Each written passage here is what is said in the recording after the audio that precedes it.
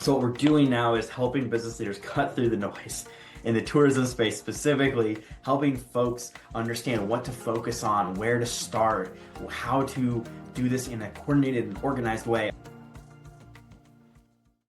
Welcome to the Tourism AI podcast, where Josh Huston and I talk about all the things at the intersection of tourism and artificial intelligence. Josh, how you doing today? Doing great. It's snowy where I'm at finally, which is cool. Okay. It's cold, which I've been craving that a little bit. So Okay. happy to be here. Um, Hello everyone. Nice. So yeah, this is our second recording of 2025. And Josh, I know you were busy over the holidays. You actually attended a sort of an online conference, it sounded like, where you talked to a whole bunch of artificial intelligence consultants and sort of tech bros, as we like to call them, all about all the things that are happening in the AI space and the consulting in AI space. And so we thought it'd be a good idea to talk through a little bit about what you presented on. I know there was some good feedback. You and I have been talking, it's a topic you and I have been talking about quite a lot.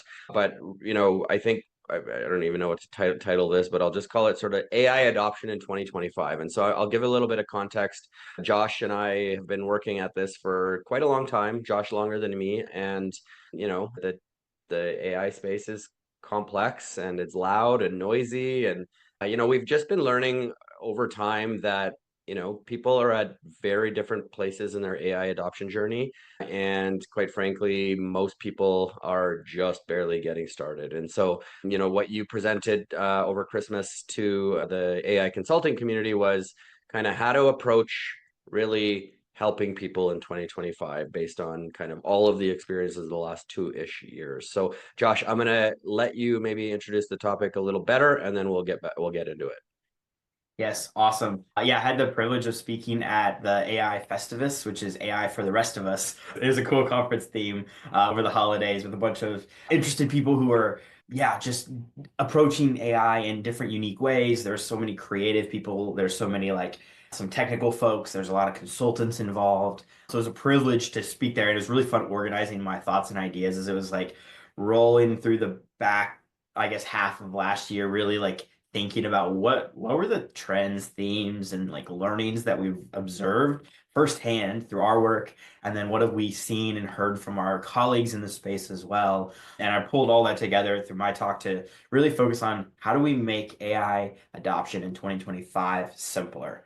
And it was based off of a couple of premises. Premise number one, there's a lot of noise right now. And there's a lot of noise for a number of reasons. The three most, I think, three reasons I'll share.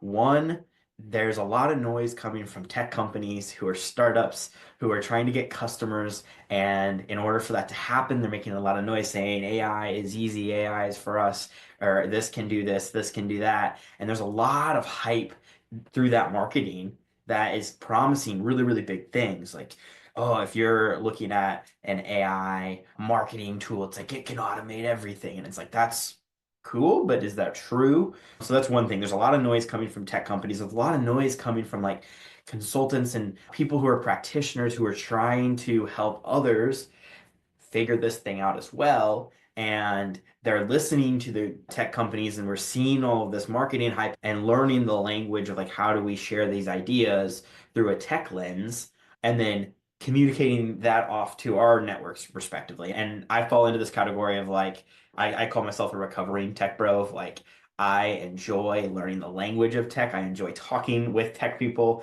I enjoy working with developers.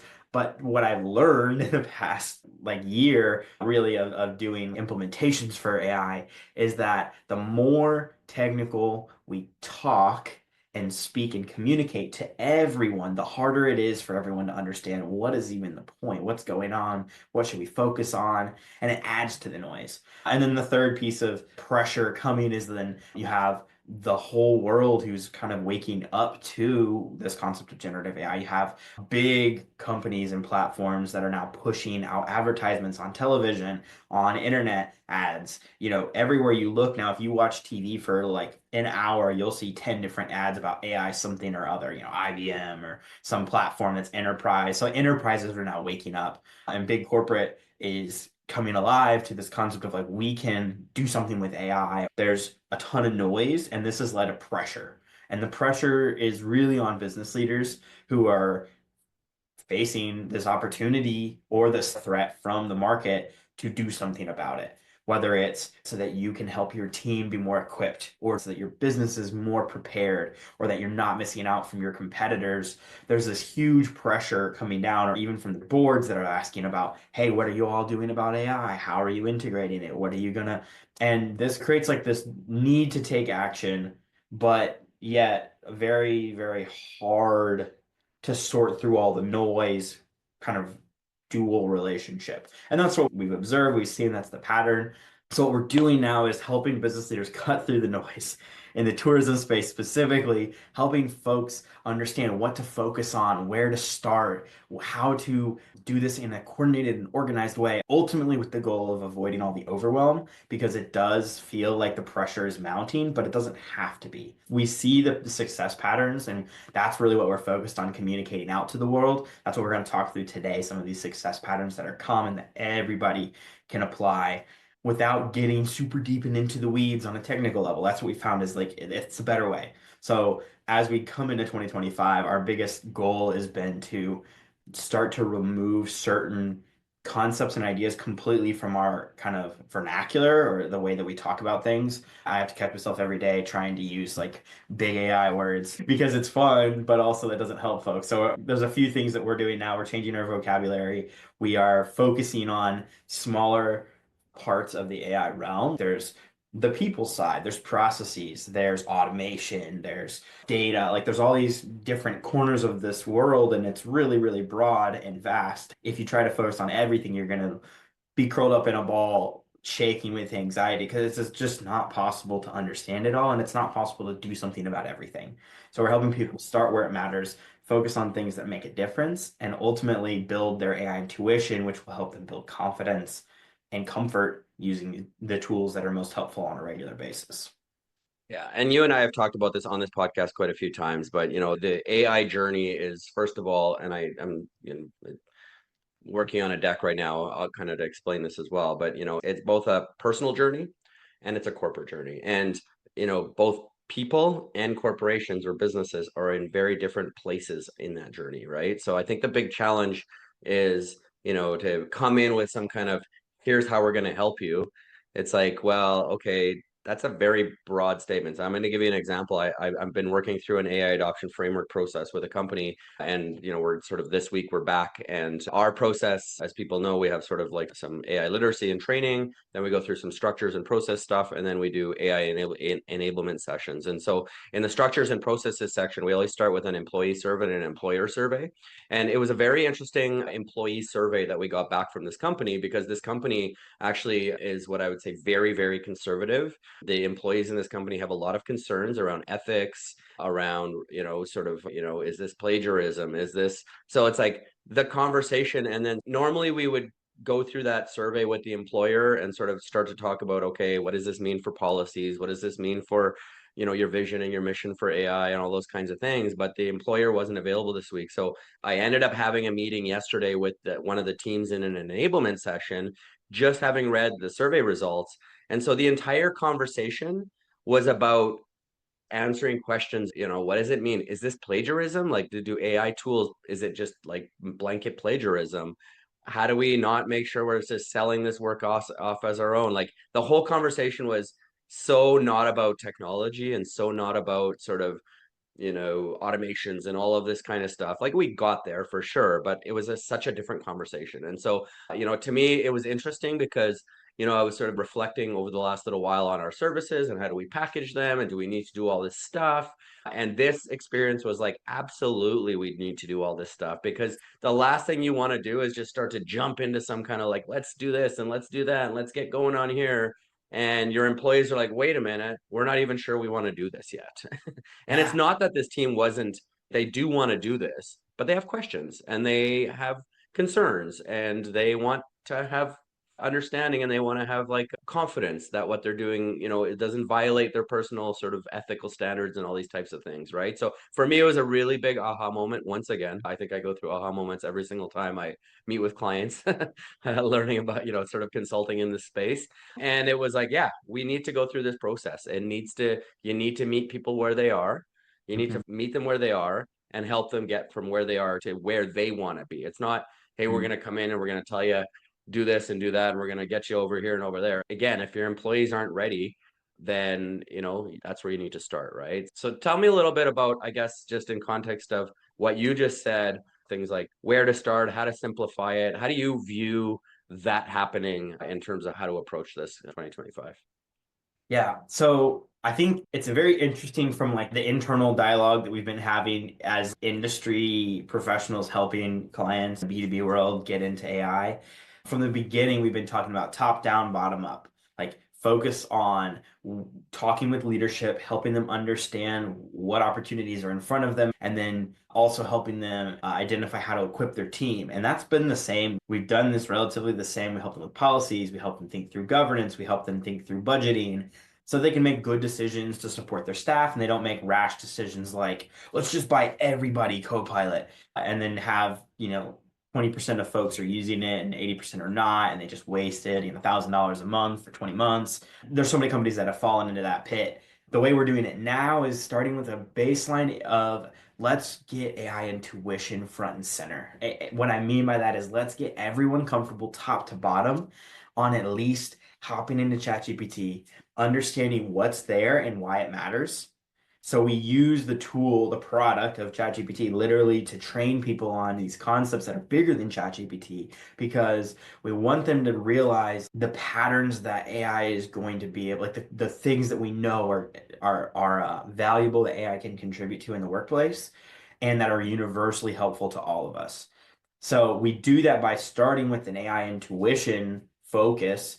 And that quickly, when we're talking about AI intuition with leadership, the conversation starts as soon as they start to understand what it means to them. The questions start, and it's good questions like, hey, shouldn't we have some sort of like guide for our team members to know what to and what to not to put into tools like this? And we're like, yeah, like that's really important. But if we start having that conversation before they get into ChatGPT, they're going to be like, why would I need a policy?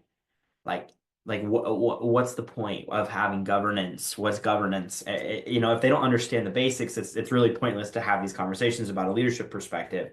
The other side of it, like you just said, when we work with team members, their focus is like again they're filtering what is okay to do. Like there's a lot of people who lean on the cautious side, which is good. What should I do? What could I do? What shouldn't I do? Like they want to know where's the line in the sand. Like, can I upload this file type or that file type? Like, is it okay for me to, like, if I'm an HR person, is it okay for me to put in my HR policies?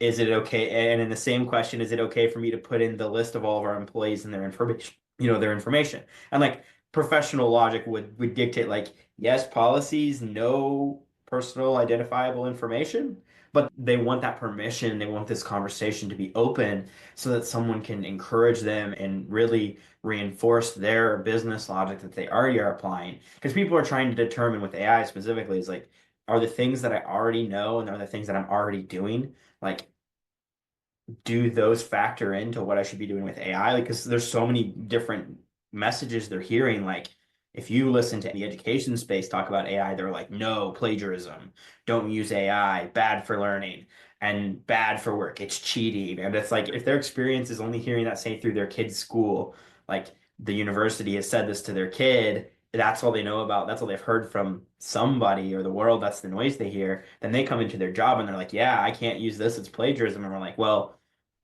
are you using this to make your work better, or are you using this to replace you in your Yeah. work? Like, And I it's certainly, yeah, go ahead. I'm just going to interrupt and say it's funny that you say that because the person at the meeting yesterday that was sort of the most concerned about plagiarism actually is a person who teaches at a university, right? And we had a 20-minute conversation about plagiarism. Right. Right. And it was an important conversation to have, It right? And is. now she's like, okay, I get it. I'm comfortable now. And now it leads to, okay, here's how we're going to develop our policy around how we're going to approach this as a company. And now Yeah. we're all comfortable to move forward. And you know what I mean? And so I just wanted to jump in with that point because I think that sometimes what happens is people get hurdles in front of them because of perception, misunderstanding, or maybe even something that's true, but they can still sort of figure out ways to kind of get around You know what I mean? And like in this case, it Yep. was like, okay, well, maybe certain types of writing we won't use it for, but for research, it's great. And it's like, Right. great. That's Yeah. still helpful, right? And so, Yes. you know, it's again, so it's like, and other people on that team were like, yeah, we want to use it for writing still, but we want to make sure that, you know, we have like a editing process where there's a human editing and there's always a human in the loop and all this kind of stuff, right? So, and that's the right conversation to have, I think, right? Yep. Yeah, it's definitely interesting to see because so many people there's some folks that they don't live like they need permission from anyone, which can be like on the risky side of this, especially like maybe that's not the best way for everybody to operate. And other people are operating completely like they're frozen. They're frozen out of fear. They don't even want to try because they're like, this is too many red flags, like too many things that I don't understand to try. And so that's the big thing when we say we meet people where we're at, we understand you're coming from hearing a bunch of noise, you have pressure, you're seeing other people and hearing other people doing things. You're probably being inundated with ads of this, all this stuff. We just try to simplify all that. Just what can we do together? When we sit down in our enablement sessions, this is literally how we start. What can we do today that you're working on? Because we can teach you the patterns of success by just looking at what you're already doing. And that's what we want people to think about AI is where does it meet me where I'm at? Like how do I get something done faster and better or with less energy? That's really the what that means for the person. Like when I take meeting notes with my AI assistant, I actually save all the time, effort, and energy of having to focus on the notes, and then I can spend time in the meeting talking to the people.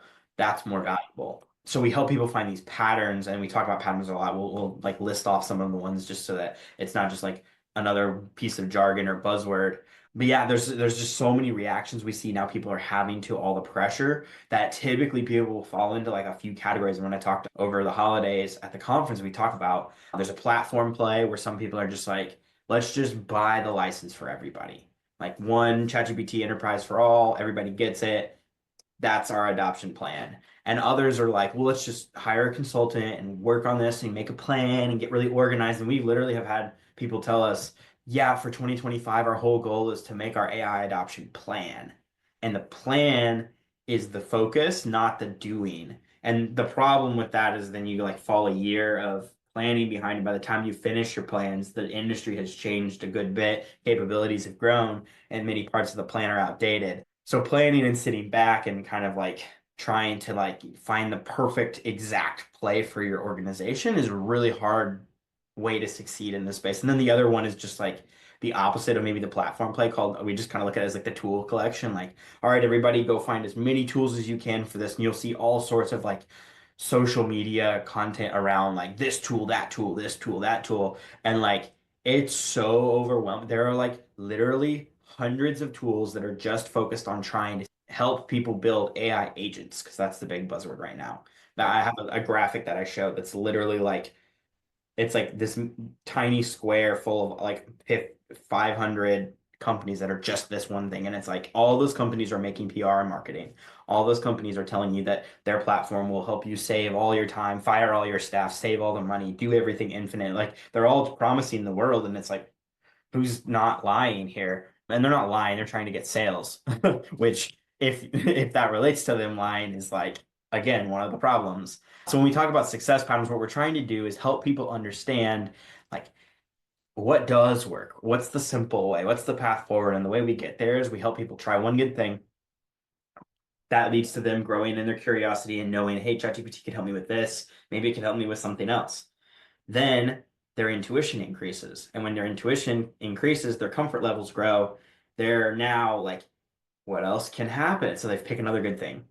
And then their curiosity grows. Well, what if it could help me do that? And then their intuition grows. And it's this build cycle of momentum where they're like, we hear people go from even just a few hours of exploration into a tool like ChatGPT and making use of it at work, they're already thinking of dozens of ideas. And that is, again, it can be overwhelming at first because you're like, well, does this change everything? Does my job need to exist? Like, there's all these existential things. And that's where, back to your point about sitting with folks and having these conversations, like, we're making space to have these conversations with people because it's important for us to all talk through it so that they don't feel the overwhelm. They don't feel like this landslide. Like, some people are optimists. Like, I know, Peter, you and I are both optimists. So we're like, that's so Let's go. exciting. And some people are like, my job Yeah. here. And if you're feeling that way, just know from us, like when we work with businesses and we talk to leadership, the focus is never let's cut headcount because that's the big win. There's a lot of consulting groups and people who will kind of pitch this as the big aha with AI is like, oh, replace your people, have no team but AI. Like that's such a Yeah. weird way to approach it because people is literally the thing that makes your organization great. Like that's the Right. differentiator for every company is the team you have. What we're trying to do is give the team tools that are helpful and not Yeah. too many tools, not enough tools, the right amount of tools and know how to use those tools so that it's something that is productive. So yeah, we saw this like if we simplify to like, what are you working on? Can AI help you with that thing? If yes, what else?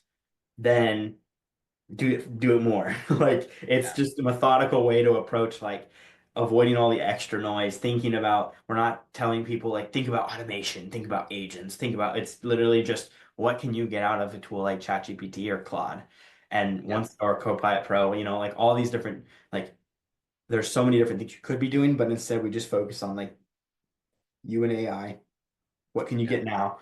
That'll help you understand what you could be doing automatically and then the evolution starts to grow like when we talk about automation sometimes it's overwhelming the reason we introduce automation later in the game which is a tech side or a tech focus is because people start to then find a pattern of like hey every day I'm going into ChatGPT it's helping me draft my emails and you're like that's awesome would it be helpful if your emails were being drafted without you having to go into ChatGPT but it was still going to ChatGPT and then you could finish those emails in your Gmail and you could just live in your email client like is that a better experience than like copy paste going like back and Right. forth and you're like yes and you're like great automation's relevant to you Yeah. like But but in, first, you got to get them to a place of like, oh, I manually do this to yeah experience the value of doing it, right? Like, I think that's the totally key point of it, right? Is like it's sort of you have to have that experiential learning opportunity first.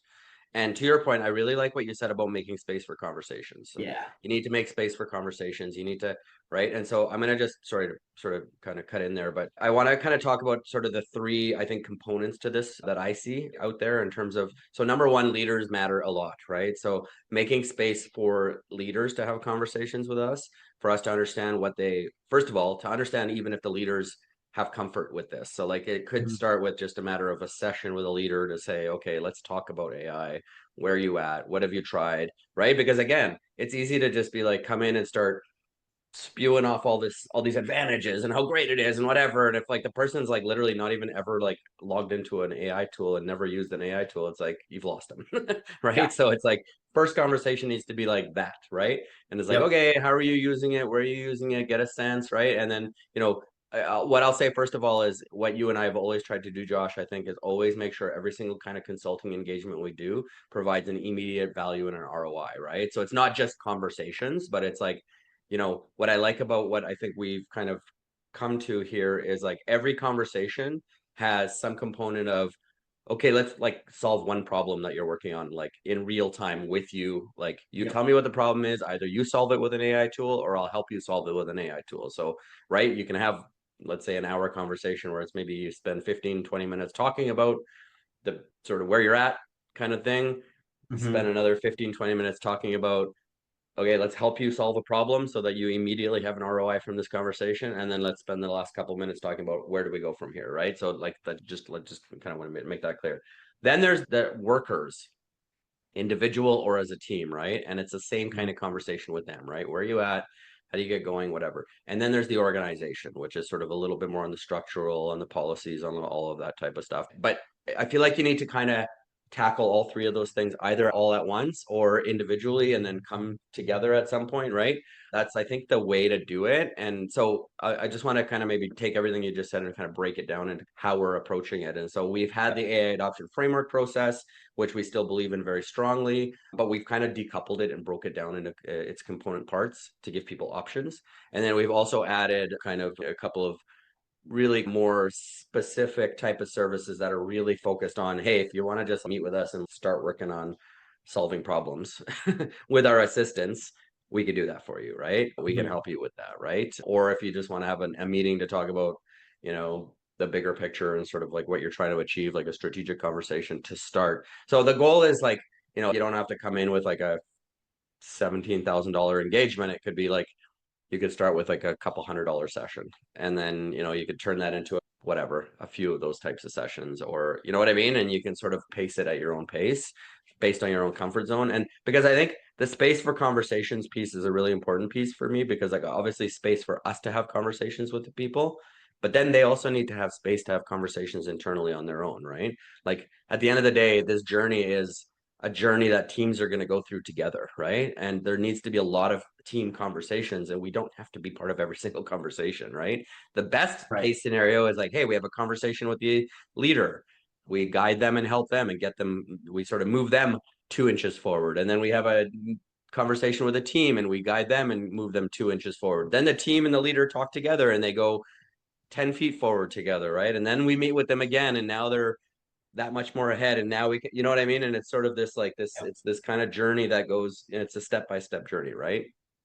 Yep. I think there's a lot of different noises and sound, like it sounds different depending on who's angling for a specific thing. When people talk about AI, a lot of people use this like fear-based doom and gloom. Like if you haven't started with ChatGPT and it's 2025, you're so far behind everybody else. And like I hope what you hear as we're describing these things, we're not talking about like the wins that we're seeing in our clients and the people that we're helping with coaching happening over the course of years. We're seeing it in hours. And that's why we focus on quick wins. And like this specific way of doing things is it doesn't take months and months and months to get to value. Like if you chose the consulting path last year and you worked with a big company, you're probably 3 to 6 months away from the first deliverable. The first deliverable is the plan, and then they're going to be multi six figure tech transformation to get you value. And so your time to, which could take another year, your time to value might be 18 months. And like legitimately within the first 10 to 15 minutes, typically when we're talking with people, especially when we're sitting with them in their sessions, in our enablement sessions, we're doing something with them, giving them real value. Like some sessions we build custom GPTs with folks and they get to take those and use them in their business. And we didn't have to like plan a tech project for that. We just got it done when we were with them that day. For some people, it's conceptual. Like they're like, I won't touch ChatGPT because I'm a loan officer. Have you considered using ChatGPT to help you create your loan reports? And they're like, what do you mean it can do that? And you're like, have you uploaded files to ChatGPT before? And they're like, no. And you're like, well, let me introduce you to a success pattern of you can upload a file and do stuff with that. Like when we teach the patterns, we're not teaching it from a technical standpoint. We're saying like, well, what are we used to doing at work as people? We take meetings, we communicate to each other through meetings, we communicate to each other outside of meetings like emails and DMs. We look at files, we make files, we edit files, we collaborate on files. And it's like when we start to think about work in this sense, it's really like it feels like it's dumbing it down, but what it's doing is breaking it into parts that we can then think about separately as we look at AI tools. Like, is AI good at making files? No, because it's not inside of your Google. Yeah, I mean, yes, in theory, but it's not there. So like if you tell ChatGPT, make my Google Doc, it's not going to do a good job. But if you have it collaborate on the idea with you and you create the Google Doc, like it can do a good job of helping, right? Or it could be a good editor with you. Hey, I'm trying to edit and make this language sound more accessible because I'm talking to this group of people. That's like a really high energy task as a person to think through in writing, could take hours. But when you learn to do that with ChatGPT, it takes minutes. And the outcome is as good, if not better, once you learn. And we don't, what I could say is like once you learn to talk to AI like you would talk to a person. Like had it multiple times in the last like week or two, as people have been coming back and we've been talking in the new year here. I've heard people say like, how would I ask ChatGPT this? And then they describe the thing they want to be done, and they're like, is there like a good prompt for that? I'm like, if you just said exactly what you said to me to it would do just fine. Like, but people have been told for so long now that it's like prompt engineering is this huge technical thing, and it's just not the case. Like, as the tools get better, the models improve, accessibility increases. So the floor to get in and get something valuable is actually lowering for everyone. Like, it's easier for everyone to start. And the ceiling is getting higher. Like, that's where people I think keep focusing when they talk about doom and gloom. Like, the ceiling for AI capabilities is through the roof now. But also, like, if what took like for a perfect example, a year ago, what took us like a big old like one page prompt to get out of ChatGPT, I can just now like in one sentence ask for the same thing. And it does a better job now. And like last year we were thinking about all these prompt hacks and tactics. Like as we tested, we learned like weird things about ChatGPT. Like you could tell it that you were going to get fired if it didn't do a good job because you needed to like emotionally manipulate this tool that doesn't have feelings to thinking like it needs to do a better job. Like that you would never say that to someone. That's so weird. Now you don't have to say that. That's weird. But like would I ever tell somebody no yapping? But like here it is falling inside of all my prompts a year ago because that helped. That's because the technology wasn't as good. So I was like, we learned workarounds, but now the workarounds that you have to utilize are there's so much less, which once again helps with the noise and helps people like stepping into this. So what we're trying throughout the whole year to do is help people just realize like AI is for everyone. You can get something valuable. If you've been told you can't, it's because someone has an ulterior motive that they have an incentive to not help you. Like if it's a consultant and they're not sharing their ideas till you're behind a paywall, like that's not helpful. Like and AI education, AI knowledge is free in so many places now. It's just hard to find Yeah. it because of the noise. So that's what Yeah. we're Well, trying to simplify. Like and I think I'll just jump in on that point, Josh, because I've been thinking about this a lot actually as well. As consultants, selfishly, yeah, getting as many people to build AI intuition and understand what these basic tools can do is going to lead to more opportunities for us as consultants. But I think that a lot of consultants see it as like, no, we got to put this paywall in front of it. They're overcomplicating it unnecessarily and making it hard, inaccessible unnecessarily. Actually, I think the opposite. The more yeah, accessible you make it, the more you get people excited about it. That actually leads to opportunities for transformative projects. Or can we create a customer service agent or an internal chatbot for our HR policies? All the things that you and I get excited about. But get to those places until you start with getting everybody on side and getting everybody on board and comfortable. I just think that the whole model needs to be flipped on its head a little bit. And that's actually how to get to the big wins that everybody's been talking about, right? But if you start with the big wins, and don't do the quick wins, then you're just gonna, again, you and I have talked about this. Okay, so we do a $30,000 AI technology project, and it's just the same as doing a CRM implementation, right? Here's your new CRM, go. It's gonna fail. Right? right. Here's this new $30,000 AI tool tech thing that we created that nobody knows how to use, that nobody's bought into, that people are worried about. Is this even ethical to use this thing? Like failed, right? And so like yeah, like you sort of have to start with those quick wins. You have to start with that just getting everybody on board, getting everybody over the hurdles, all that kind of stuff to actually get to the place where you can do the big fun exciting stuff, which is again I think it's coming, but it's and I think some companies obviously are there now, and I don't Yeah. again it's a spectrum, right? Some companies are there now, some leaders are going to push through resistance of their employees, but for better or worse, we're all going to see how this all turns out in the end. We don't know. But I think the companies that do it right and sort of really take a deliberate approach and sort of just focus on their employees and their people first and getting them on side and like, let's just talk about the ROI of that, right? Because, if you get, say, you have 10 people in your company and you get 10 people improving, three processes each, and each process used to take an hour, now it takes 10 minutes. That's a huge, huge ROI. Like that is a mind-boggling ROI. I don't think there's ever been a technology or a process or a thing that's ever actually been able to produce ROI to that extent that quickly as just what we're talking about, right? So do you want to just dive in on that a little bit? Yeah, absolutely. I think it's a tricky subject to jump into with like putting down ROI because you can infinitely make it more difficult and more nuanced than it needs to be. We keep it as simple as possible when we talk to leaders because what they're trying to do is justify every business decision they make against some better outcome. If we spend $10,000 on this training program, what do we get back?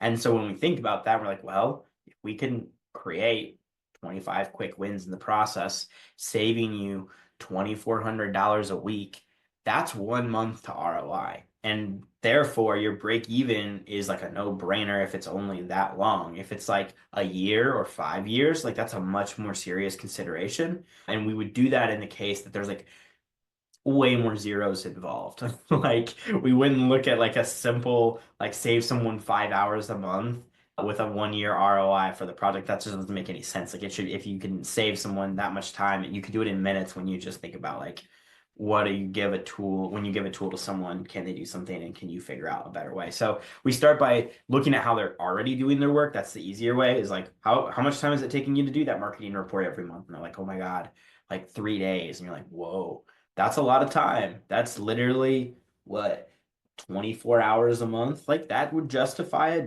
doing something. We might spend a week building you a solution that's a dashboard that does all that. And what do you get instead? Well, not just the time savings, you get no missing data. You get a very happy marketer who's now not bogged down in moving data around files and reformatting information, right? Like, which can lead to them focusing on other things. Like maybe it's one more campaign they couldn't get to. Maybe it's one more interaction with your client that they weren't able to schedule in. Like, we start to look at those things. And yes, could you go painstakingly measure each one? Yes. But really, we're looking at quality and we're looking at efficiency. Can you save the time? If yes, how many people are involved in that? Ideally multiple, and it's multiple times a month that you're doing this thing. So there is a real cost to it. And that's what we want business people to think about. There's a real cost to the time you spend doing stuff. And in nonprofits, it's very uncommon for folks to think like this. So it's a really good thought exercise just to talk around, okay, if you have a premium ChatGPT account, it's $30 a month for everybody, and you've got 15 people on the team. This is how much it's going to cost you. But that $30 a month, if we can get every staff member to save 1 hour of time, you got your money back. So it's keeping it simple. Like if we were to painstakingly go through the process of doing all this extra admin and calculation, it's like we can, and we have done that in the past, but we find is most helpful is for people to understand value of time, the value of getting things done in a better manner, not rely on a process that's only human driven, that is 20% quality flux every time you do it, because you may or may not remember all the little details, or you may forget to change that one number and that messes the whole report up. Like that's very common. If you're a marketer, you're like, yeah, no, like, I get that. Like I used to do that in my reporting work. I'd be like, I completely forgot to change the name because I copied the template, and it's like we don't have to work like that. So as we look at these processes with people, we take the work they're doing. We normally start with some question like, what do you hate doing? Because that'll give us a really good indication of where to start, because they have a very nice incentive to get that off their plate or work on it in a better way. That's really the focus. This down a little bit, Josh, for the tourism space specifically, because I can't remember the stat, but like, 90% of tourism businesses are like either, 1 to 3 to 10 people operations. They're small companies, right? So again, Yeah. it's like, you know, we started this conversation with, all everything happening in the enterprise and all these huge companies doing all these things. And it's like, at the end of the day, that is not the tourism industry, right? I mean, there are big Yeah. companies, but that's not the majority, right? And so like, for me, this conversation is like, yeah, how do we like come in and help like a 3-person company in 3 hours? You know Yeah. what I mean? And like, yeah, you might spend a bit of money on us in 3 hours, but like in 3 hours, you're gonna seriously. And again, I take your point in terms of like we don't want to be sitting here getting into this complex ROI conversation. It's like because AI intuition also helps you with this, right? It's like, oh, Yeah. intuitively, it's like this used to be something that I hated doing and took me time because I hated doing it. Now I can get it done quickly, right? And like that's a huge opportunity, right? And so like I think that's what excites me most about this conversation is like obviously we have various different services, and I think the roadmaps and the strategies and the everything that we've been doing so far is really valuable still, but it's not for everybody, right? And so now I feel like we have kind of a service offering for everybody and an approach for everybody, and we can sort of meet people where they are and give them what they need like in real time and sort of really at small increments. And it could be we meet with you for 3 hours 3 times in a month, and then we don't see you for 6 months, or we don't see you for 12 months, and you come back, and you know what I mean? And but in that time you've gone further, the technology's gone further, now it's time to come in for a refresh. So there's just a lot of options for people, which is exciting. And I think for the tourism industry specifically, it's sort of the opportunity, no matter what kind of business, no matter how big, no matter how complex you are, there's a way to help every single type of business and type of person, right? So that's to me the exciting part of it. All right. I think we could probably again talk about this forever, as most topics, Josh, but why don't we leave it there? Maybe one last word before we sign off. Yeah, I think it's like if you're listening to this and you're wondering like what's the next step like for you, think about your own journey. Like, have you gotten something valuable out of a tool like ChatGPT? That's your first step.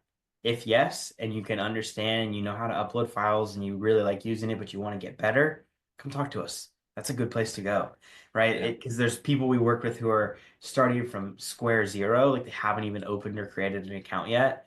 There's some people who have been doing this for the last year and they're just trying to get better. When we spend time with folks, we meet you where you're at, whether you're just brand new or you're pretty advanced. You're like, hey, I'm stuck on this automation. We have people every week who are like, I got into it and I'm doing it. I love the training. I'm now on my way. I'm building custom GPTs for myself, but like, how do I do this one specific thing? It's like we can go toe to toe with anybody, and it's really fun to like explore these ideas because we're learning so much from like doing this. Like, it's invaluable information to sit down with folks and just hear where they're at.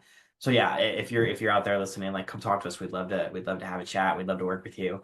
And yeah, we're so excited for 2025. Like making AI simpler for everyone is our main focus. So if that sounds interesting to you, stick around. We'll be here as much as we can. Yeah, 100%. And I'm gonna just maybe make a note to those people who sort of have that mental hurdle in front of them, because I hear a lot of like, I just don't have time for this, and I get it, right? Like when you and I started this before we hit record. I was telling you how we're kind of moving away from Zoom and we're going to Google Meet, the Google meeting space or whatever, and it's like a thing that's like a mental hurdle, right?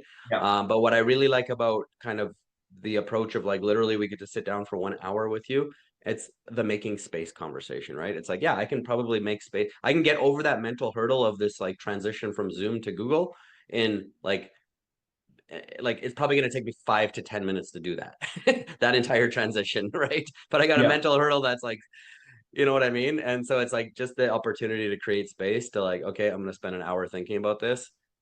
We'll get you over to that hurdle, which will get you like running in the right direction really quickly. So I think that's kind of just my sort of overall, the quickest way to get started is just to create space. We can help you get past that mental place so you can kind of get going on your own, right? Yep. Nice. Awesome. Well, thanks, Josh. We will connect again next week. And in the meantime, keep it simple.